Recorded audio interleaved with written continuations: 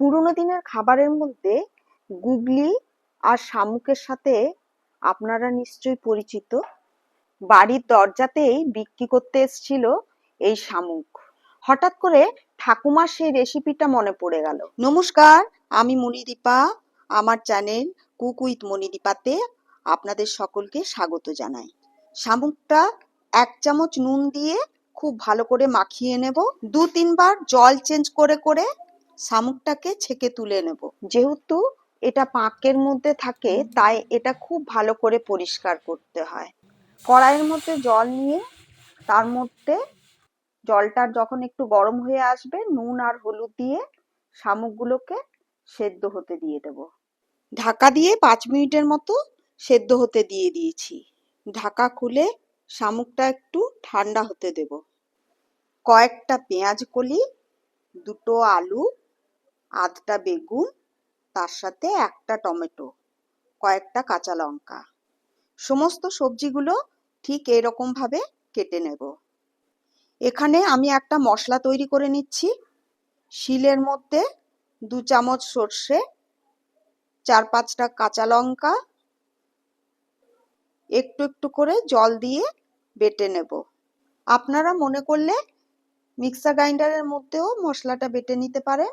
শিলে বাটলে মশলার টেস্টটা একটু ভালো হয়, তাই আমি শিলেই বেটে নিয়েছি। এরপর একটা কড়াই গরম হতে দেব, তার মধ্যে সর্ষের তেল দিয়ে দেখুন শামুকগুলো ঠান্ডা হয়ে গেছে। এরপরে জলের থেকে শামুকগুলোকে হাতে করে নিংড়ে সর্ষের তেলের মধ্যে দিয়ে দেব। হালকা করে ভেজে উপর থেকে আলু দিয়ে দিয়েছি। আলুটাও একটু ভাজা হয়ে গেলে পেঁয়াজ কলিগুলোকে দিয়ে দেব। 1 চামচের মতো নুন দেব, 1 চামচ কাশ্মীরি লঙ্কার গুঁড়ো, 1 চামচ হলুদ আর তার সাথে 1 চামচের মতো চিনি দিয়ে সমস্ত সবজিগুলো নেড়ে চেড়ে ঢাকা দিয়ে দেব। যখন সবজিগুলো একটু ভাজা ভাজা হয়ে আসবে তখন টমেটোটা দেব। বেগুনটা দিয়ে আরেকবার খুব ভালো করে সবজিগুলো মিক্স করে নেব। সর্ষে আর শামুকের যে জলটা ছিল সেটা দিয়ে দেব। শামুকের সেদ্ধ জলটাতে অনেক গুণ থাকে, তাই ওই জলটা একবারই ফেলে দেবেন না।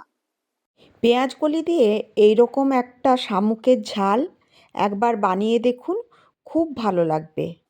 এইভাবে শামুকের ঝাল খেলে মাছ মাংস সমস্ত কিছু ভুলে যাবেন। সর্ষের তেল দিয়ে গরম ভাতে পরিবেশন করুন।